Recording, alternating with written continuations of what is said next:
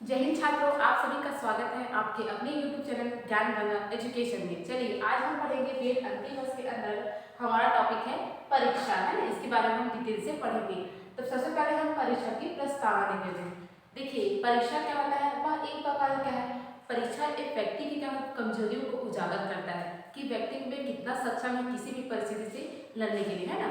कब हमें देखने को मिलता है कि व्यक्ति क्या करता है, वो परीक्षा से वो घबरा जाता है ना, और उससे भागने की कोशिश करता है। लेकिन क्या है, मनुष्य को क्या करे, उस परीक्षा से भागना नहीं चाहिए, क्योंकि परीक्षा जो है वह व्यक्तियों की कमजोरियों को क्या करता है, वह दूर करता है। अगर व्यक्ति अगर चाहे तो उस परीक्षा का सामना करके, है ना, अपने अंदर जो भी कमी है उसको वो पूरा कर सकता है। परीक्षा हमें हमारी कमियों और हमारी ताकत के बारे में बताती है ना। मैंने आपको अभी बताया कि जो परीक्षा है वो क्या करता है, वो व्यक्ति के अंदर कितनी क्षमता है ना, कितनी ताकत है, इसको वो बताती है। यह एक मित्र की तरह हमें सच्चाई का आईना दिखाती है। जो परीक्षा होती है ना, वो हमारे मित्र की तरह, है ना, हमारे मित्र की तरह हमारी जो सच्चाई है, मतलब हमारे अंदर की जो जो भी कमियां हैं उसको वो आईने की तरह हमें वो दिखाती है।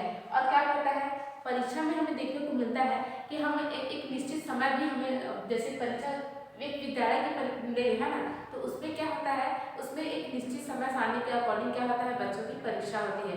तो हमें विद्यालयों में देखने को मिलता है कि बच्चे क्या करते हैं, वो परीक्षा से घबराते हैं ना, और उससे परीक्षा से भागने की कोशिश करते हैं। लेकिन अगर उनको अगर परीक्षा में अगर उनके परीक्षा से उनके बताना है तो एक टीचर है ना, वो क्या करे, उन्हें परीक्षा के बारे में बताए कि परीक्षा किस तरह इम्पोर्टेंट होता है ना। अब उन्हें परीक्षा वो ना घबराए, इसके लिए क्या करें, जो शिक्षक है उनको उस परीक्षा के लिए वो अच्छे से उसकी तैयारी कराए। अगर उनकी तैयारी अच्छी रहेगी तो वो क्या करेगा, वो बच्चा परीक्षा से घबराएगा नहीं और बिना डर के उस परीक्षा में भाग लेगा और अच्छे अंक प्राप्त करेगा, है ना। तो हम कह सकते हैं कि जो परीक्षा है ना, वो व्यक्ति के हर एक जीवन में व्यक्ति को परीक्षा का सामना करना पड़ता है। चाहे वह जैसे हम विद्यालय का एग्जाम्पल ले, विद्यालय में चाहे वह उसकी असल मतलब कि उसकी जो जिंदगी है, उसकी सामान्य जो दिनचर्या है ना, उसमें भी हमें परीक्षा का सामना हमें करना पड़ता है। हम परीक्षा की बात कर रहे हैं तो हम देखते हैं कि व्यक्ति के जीवन में, है ना, मतलब कि हर एक जो उसकी स्थिति होती है उसमें वो परीक्षा का सामना करना पड़ता है।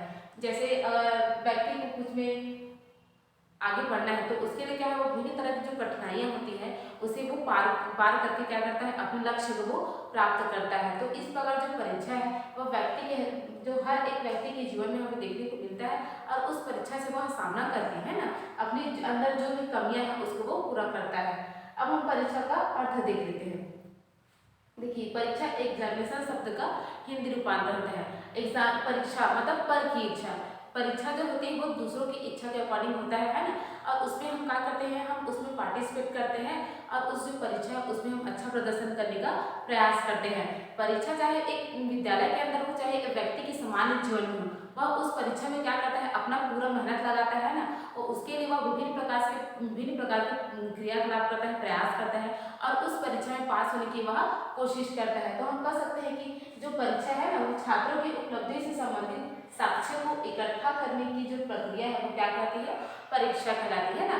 कि छात्र ने जो जितने ही प्रकार मतलब किस प्रकार की क्रियाओं को सीखा है, मतलब एक विद्यालय के अंदर क्या कहते हैं, शिक्षक उसको बालक को शिक्षा दिया रहता है ना, तो उसकी उपलब्धि को जांचने के लिए क्या है, विद्यालय में वर्ष के दौरान क्या होता है, परीक्षा होती है कि बालक ने सब्जेक्ट को किस प्रकार सीखा है ना, जाना है, समझा है। तो उसके लिए परीक्षा का आयोजन किया जाता है, और उसमें छात्र के प्रदर्शन के आधार पर इस जानने का प्रयास किया जाता है कि छात्र ने कितना सीखा है ना, कितना उपलब्धि प्राप्त किया है। तो इसके लिए परीक्षा का आयोजन किया जाता है। तो हम कह सकते हैं परीक्षा करके एक प्रकार से क्या है, व्यक्ति की उपलब्धि को जांचने का एक माध्यम है परीक्षा। अब हम परीक्षा की कुछ परिभाषाएं देख लेते हैं ना। जो विभिन्न वैज्ञानिक हैं उन्होंने क्या किया, परीक्षा को अपने अपने अकॉर्डिंग क्या किया, उसे परिभाषित किया है ना परीक्षा को। तो हम पहला परिभाषा देखते हैं अरुण कुमार सिंह जी के अनुसार। देखते हैं अरुण कुमार सिंह जी परीक्षा के बारे में अपनी क्या राय देते हैं। परीक्षा एक ऐसी वैज्ञानिक विधि है जिसके सहारे शिक्षक छात्रों के कौशल एवं ज्ञान की माप करते हैं ना। अरुण कुमार जी क्या है कि शिक्षा क्या है, परीक्षा क्या है, परीक्षा एक ऐसी वैज्ञानिक विधि है ना, यहाँ उन्होंने परीक्षा को एक वैज्ञानिक विधि माना है जिसके सहारे क्या करता है, जो शिक्षक होता है वो बच्चों के कौशल एवं ज्ञान की माप करते हैं ना। अरुण कुमार जी कह रहे हैं कि जो परीक्षा होती है वह एक तरह की क्या है, मापन इकाई है। मतलब बच्चे ने क्या क्या उसके ज्ञान कौशल प्राप्त किया है, ज्ञान कितना ग्रहण किया है, इन सबको मापने का क्या है, एक तरीका है ना। तो हम कह सकते हैं कि वह परीक्षा जो है एक वैज्ञानिक विधि है जिसमें बच्चों की उनकी ज्ञान कौशल है ना, इन सबका क्या करते हैं, हम मापन करते हैं। तो इस प्रकार अरुण कुमार सिंह जी ने परीक्षा को परिभाषित किया है। अब दूसरी परिभाषा देखते हैं विश्व शब्दकोश के अनुसार। किसी क्षेत्र में छात्रों की योग्यता की जांच करने की प्रक्रिया को ही क्या कहते हैं, परीक्षा कहते हैं ना। हम विश्व शब्दकोश के अनुसार परीक्षा को परिभाषित कर सकते हैं कि किसी क्षेत्र में है ना छात्रों की योग्यता की जांच करने की जो प्रक्रिया है वही क्या कहती है, परीक्षा कहती है। क्योंकि देखिए परीक्षा के अंदर अगर हम छात्रों की वो किसी भी टॉपिक के बारे में कितना समझे है ना, वो कितना उपलब्धि प्राप्त किया है, कितना ज्ञान है, कितना कौशल को जाना है, समझा है, तो इस प्रकार क्या है हम परीक्षा के माध्यम से उसका क्या करते हैं, उसका मापन करते हैं ना। और ये परीक्षा क्या है, कभी कभी हम देखने को मिलती है, हम मौखिक रूप से बच्चों को क्या करते हैं, हम मौखिक रूप से पूछते हैं ना। किसी जैसे क्या करता है, कोई शिक्षक क्लास में पढ़ा रहा होता है तो वो क्या करता है, वह विभिन्न माध्यम से कि बच्चे मैं पढ़ा रहा हूँ उसको कितना जान रहे हैं, कितना समझ रहे हैं, इसके लिए वो क्या करता है, वो प्रश्न करता है ना। बीच से पढ़ाते पढ़ाते वो क्वेश्चन भी करता है ताकि बच्चे क्या कर सके, वो उस टाइम वो परीक्षा लेता है बच्चों की कि मैं पढ़ा रहा हूँ बच्चे समझ रहे हैं या नहीं। तो इस प्रकार क्या है, शिक्षक क्या करता है, उसका परीक्षा वो लेता है, चाहे वो मौखिक रूप से हो या लिखित रूप से हो।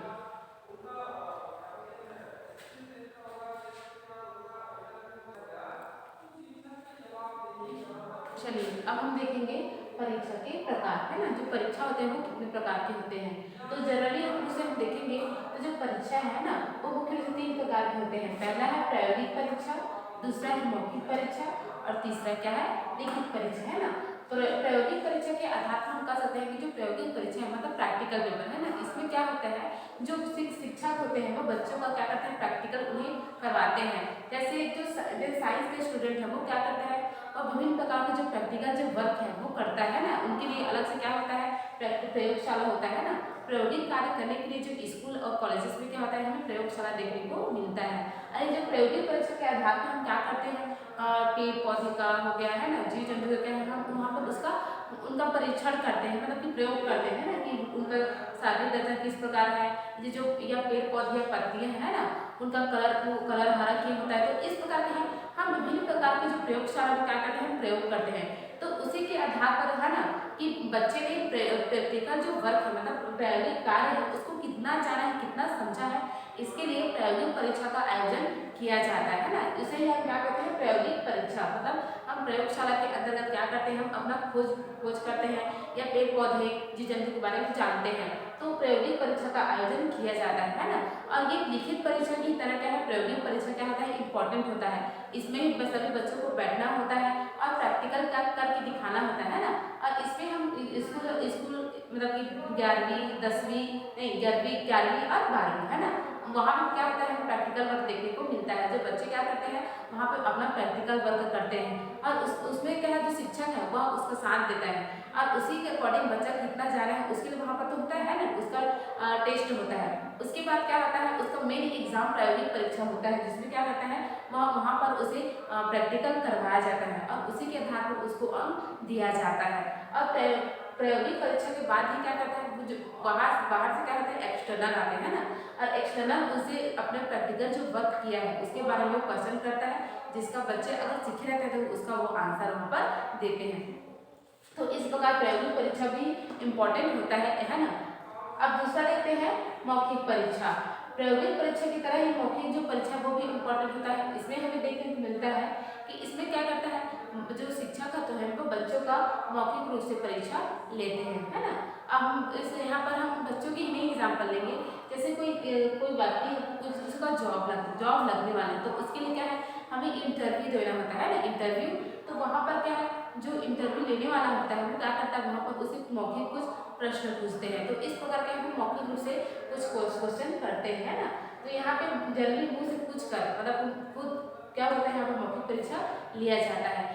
तो इस प्रकार हम कह सकते हैं कि मौखिक परीक्षा भी इम्पोर्टेंट है ना, और मौखिक परीक्षा भी छात्रों के लिए इम्पोर्टेंट होता है।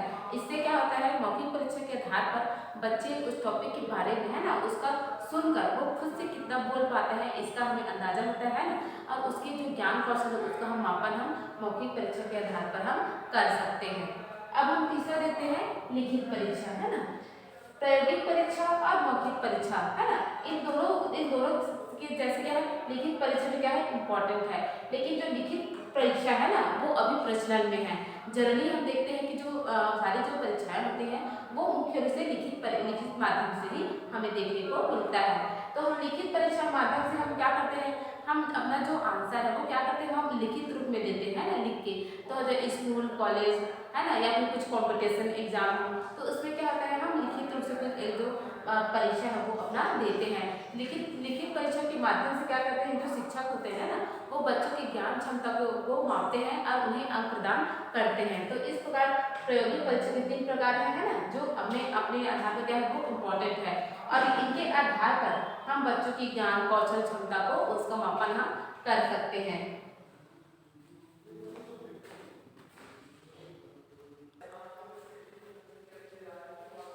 चलिए अब हम परीक्षा की विशेषताएं देख लेते हैं ना। सबकी अपने अपने कुछ विशेषताएं कुछ गुण होता है ना। तो उससे पर क्या है, जो परीक्षा है उसकी भी कुछ विशेषताएं हैं, उसको हम देखते हैं। पहला है परीक्षा एक वैज्ञानिक विधि है ना। पहला पॉइंट क्या बोल रहा है कि जो परीक्षा है ना, एग्जाम जो है वो क्या है, वो एक वैज्ञानिक विधि है, साइंटिफिक मेथड है। तो इसमें हम क्या करते हैं, जो परीक्षा होता है इसमें क्या होता है, व्यक्ति की जो क्षमता है उसको हम जांच सकते हैं।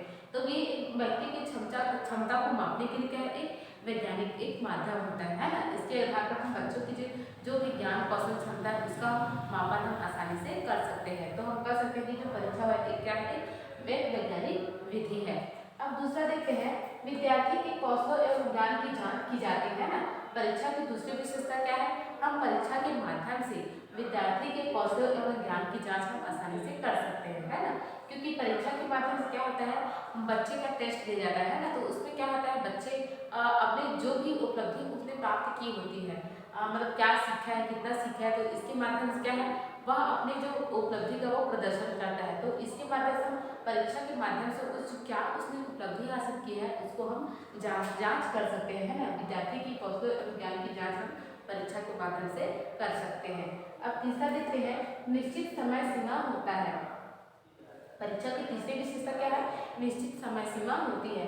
क्योंकि हम देखते हैं कि कोई भी परीक्षा होता है तो क्या होता है, उसका एक निश्चित समय होता है। हम निश्चित समय के अकॉर्डिंग क्या करते हैं, अपना जो भी सीखे थे उसको हम लिखित रूप में या मौखिक रूप में या प्रौद्योगिक रूप से क्या है परीक्षा देते हैं। तो सभी जो परीक्षाएं होती है उसका क्या होता है, एक निश्चित समय सीमा होती है। हम उस निश्चित समय सीमा के अकॉर्डिंग क्या करते हैं, हम अपना जो परीक्षा है वो देते हैं। तो क्या निश्चित समय सीमा इसमें हमें देखने को मिलती है, और हम उसी समय में क्या करते हैं, अपना पूरा लिख के हम कंप्लीट करते हैं, है ना। और उस प्रकार हमारी जो परीक्षा वो समाप्त होती है एक निश्चित समय सीमा में। अब चौथी विशेषता देख लेते हैं, शिक्षण विधियों की प्रभावशीलता का पता चलता है। परीक्षा के माध्यम से क्या होता है, जो शिक्षण विधियों की प्रभावशीलता होती है उसका हमें पता चलता है। क्योंकि यहाँ पर हम बोल सकते हैं कि जो विद्यार्थी होते हैं उनका परीक्षा में कितना अंक प्राप्त कर रहे हैं वो शिक्षण विधि पर डिपेंड करता है। क्योंकि एक शिक्षक क्या करता है, वो बच्चों को किस किस विधियों द्वारा वो पढ़ा रहा है, जिससे क्या करते हैं वो हर चीज़ को आसानी से समझ पा रहा है। तो अगर वो किसी भी टॉपिक को वो अच्छे से समझ पाता है तो वह निश्चित रूप से अब जो परीक्षा है वो उसमें वो अच्छा प्रदर्शन करेगा। तो वह उसकी जो परीक्षा का परफॉर्मेंस जो है वो उसकी शिक्षण विधियों पर डिपेंड करता है। मतलब एक शिक्षक की शिक्षण विधियों पर डिपेंड करता है कि वो बालक की परीक्षा में कितना अंक प्राप्त कर रहा है ना। वह उसी के अकॉर्डिंग क्या करेगा, अपना जो वो प्रदर्शन वो करेगा शिक्षण विधियों के आधार पर। क्योंकि जो शिक्षक है ना, वो क्या करता है, बच्चों को पढ़ाने के लिए विभिन्न प्रकार की जो शिक्षण जो विधियाँ होती हैं उसका वो पढ़ाता है बच्चों को। मतलब कि विभिन्न प्रकार की शिक्षण विधियों से वो पढ़ाता है, चाहे वो गायन विधि के माध्यम से हो या खेल विधि के माध्यम से या नाटक विधि के माध्यम से हो। तो ऐसे जो शिक्षण के जो विभिन्न जो माध्यम है ना उसके अकॉर्डिंग क्या करता है, जो शिक्षक है वो बच्चों को पढ़ाता है। तो उसी के आधार पर बच्चे क्या है वो जल्दी सीख पाते हैं, और फिर क्या करते हैं, वो जब परीक्षा होती है तो वो उसमें अच्छा प्रदर्शन वो करते हैं। तो इस प्रकार क्या है, जो परीक्षा की विशेषता, चौथी विशेषता क्या है, शिक्षा विधियों की प्रभावशीलता का पता हमें चलता है। अब हम पांचवा देखते हैं, छात्र की उपलब्धि का पता चलता है। मैंने यहाँ पर हम देखेंगे कि जो शिक्षा विधि के प्रभाव से तो पता चलता था, उसी प्रकार क्या है छात्र की उपलब्धि का भी हमें पता चलता है ना। मैंने कि जो छात्र है वो कितना इस चीज़ को जान पाया है, समझ पाया है, इसकी उपलब्धि का पता हमें पेपर के द्वारा पता चलता है। मतलब परीक्षा जब होती है उसके आधार पर हमें पता चलता है, क्योंकि वहाँ पर जब बच्चे को टेस्ट लिया जाता है, पेपर होता है, तो उसमें वो कितना जान पाया रहता है उसको वो अपना वो लिखता है ना। तो उसके आधार पर हम उसकी जो उपलब्धि है उसका हम पता लगा सकते हैं कि किस बच्चे ने कितना मतलब कि जाना है, कितना सीखा है। तो वहाँ पर हम उसका उत्तर पुस्तिका देखकर हम वहाँ पर पता लगा सकते हैं कि बच्चे ने कितना उपलब्धि हासिल किया है। तो इस प्रकार के हम परीक्षा की विशेषताएं, बहुत सारी विशेषताएं हैं, इसको हम जाने हैं।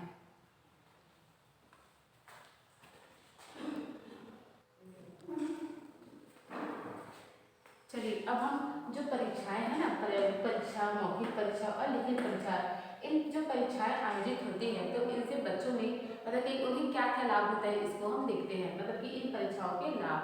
तो सबसे पहले देखते हैं प्रायोगिक परीक्षा, इसके क्या लाभ है। देखिए प्रायोगिक परीक्षा के आधार पर क्या करता है, जो बच्चा होता है वो किसी भी चीज को वो क्या करता है स्वयं करके सीखता है ना। प्रैक्टिकल वो क्या करता है, और जैसे वो पत्ती के बारे में पढ़ रहे हैं तो पत्ती को वो खुद से बनाएगा है ना, उसका काट मतलब कि प्रैक्टिकल करके किसी चीज को वो सीखता है। तो प्रायोगिक के माध्यम से क्या होता है, बच्चे बहुत सारे उन्हें लाभ होता है ना, वो प्रयोगशाला में जाएंगे, स्वयं किसी चीज को देखेंगे, छुएंगे है ना, और उसके आधार पर वो क्या करेंगे, ज्ञान प्राप्त करेंगे। तो इस प्रकार क्या है, बच्चे जो प्राइवेट परीक्षा में बहुत सारे फायदे होते हैं जिसमें वो अपना जो ज्ञान है वो स्वयं करके वहाँ पर सीखते हैं, मतलब प्रैक्टिकली रूप से वो किसी चीज को वो सीखते हैं। अब दूसरा देखते हैं हम लिखित परीक्षा है ना। लिखित परीक्षा के माध्यम से क्या होता है, जो बच्चे होते हैं उनमें लेखन कौशल का विकास होता है। मतलब बच्चे क्या होते हैं, वो अगर वो लिखित परीक्षा होती है तो उसमें वो क्या करते हैं, वो लिखते हैं है ना, अपने जो आंसर है उसको वो लिखते हैं। तो इससे क्या होता है, जो बच्चों की जो लेखन जो कौशल है ना वो क्या होती है, सुधरती है। मतलब वो अच्छे से अच्छा लिखने का जो कौशल है उनका विकास वो होता है। तो हम कह सकते हैं कि लिखित पेपर के माध्यम से बच्चों की जो लेखन कौशल है उसका विकास हमें देखने को मिलता है। अब हम देखते हैं मौखिक परीक्षा है ना। मौखिक प्रायोगिक और लिखित परीक्षा की भांति मौखिक परीक्षा इंपॉर्टेंट होती है। इसमें क्या होता है, जो बच्चे होते हैं वो किसी भी जो शिक्षक होते हैं वो बच्चों को जब पढ़ाते हैं किसी भी टॉपिक के बारे में तो वो उस टॉपिक को कितना समझ पाए, कितना कैच किए है ना उस पॉइंट को, तो वो क्या करते हैं उसको जानने के लिए शिक्षक क्या करता है, वो कुछ क्वेश्चन करता है मौखिक रूप से। तो बच्चे क्या करते हैं, अपने अपनी समझ के अनुसार वो जवाब देते हैं है ना। शिक्षक उन्हें एक एक को खड़े करा कर पूछते हैं और बच्चे क्या करते हैं अपने समझ के अनुसार वो उसका मौखिक रूप से आंसर देते हैं। तो इसमें मौखिक परीक्षा के माध्यम से जो बच्चे होते हैं उनमें क्या होता है, वो तुरंत उत्तर देने की जो भावना है उसका विकास होता है और वो किसी चीज को वो तुरंत समझ कर वो कितना आंसर दे रहे हैं यहाँ पर देखना इंपॉर्टेंट होता है ना। अब वो मौखिक रूप से वो अपने जो समझ है उसको वो टीचर के समझ से प्रस्तुत करते हैं। तो इस प्रकार जो परीक्षाएं है ना उसके अपने अपने लाभ होते हैं और इसके माध्यम से जो बच्चे हैं है ना वो अपना विकास को करते हैं।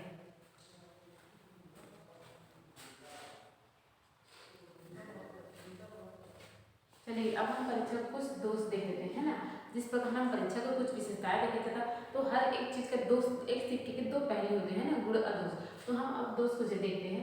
पहला है रटन को प्रोत्साहन। इसमें क्या होता है, जो बच्चे होते हैं वो परीक्षा को पास करने के लिए क्या करते हैं, वो रटन प्रवृत्ति का माध्यम लेते हैं। मतलब वो किसी चीज को वो समझते नहीं है ना, वो पाठ को क्या करते हैं, वो रटते हैं और रट के क्या करते हैं परीक्षा देते हैं। तो इससे क्या होता है, बच्चे सिर्फ रट तो उसे बोल तो सकते हैं, मतलब लिख सकते हैं, लेकिन वह उसके जीवन में काम नहीं आएगा है ना। क्योंकि अगर कोई व्यक्ति उसे मौके से उसे पूछ देता है तो वह रटा रटा उसे आंसर देता है। तो इससे क्या है, उसकी ज्ञान कौशल में वृद्धि हमें देखने को नहीं मिलती। तो इस प्रकार क्या है, जो रिटर्न को प्रोत्साहन होता है ना, परीक्षा जब आती है तो क्या करते हैं बच्चे रिटर्न प्रवृत्ति का सहारा लेते हैं और परीक्षा पास करने की कोशिश वो करते हैं। दूसरा है लिखने पर अधिक बल।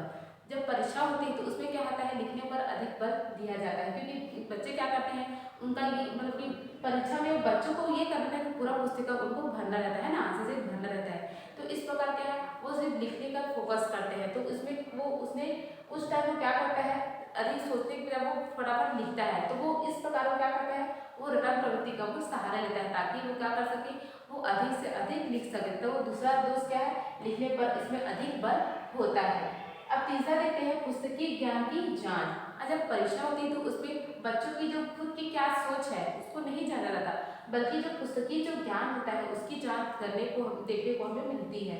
अब चौथा है नकल की प्रवृत्ति। देखिए परीक्षा में क्या होता है, नकल नकल भी संभव होता है। जैसे क्या करते हैं, कोई बच्चा क्या करता है, अगर उसे याद कुछ चीज़ याद नहीं हो रहा था तो वो क्या करता है, वो नकल का सहारा लेते हैं। अब नकल करके वो पास होने का वो प्रयास करता है। तो इस प्रकार जो नकल की जो प्रवृत्ति है ना, वो भी बढ़ती है।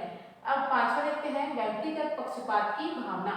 जब परीक्षा होता है तो उसमें क्या होता है, जो व्यक्ति परीक्षा मतलब कि अपनी मेहनत से पास हो रहता है ना, मेहनत करके वो अपनी आंसर को लिखा रहता है, लेकिन कभी कभी क्या होता है, वो जो जांचने वाला है ना, वो पक्षपाती पूर्ण व्यवहार करके क्या करता है, अब वो दूसरे को अब उससे ज़्यादा नंबर दे देता है। तो इससे क्या होता है, परीक्षा के द्वारा एक व्यक्ति अगर पक्षपात करता है तो इससे वो क्या करता है, जो उसके काबिल है उसको वो सही अंक प्राप्त नहीं होता है। तो इस प्रकार जो परीक्षा के दो विभिन्न दोष है ना, वो एक व्यक्ति को प्रभावित करता है।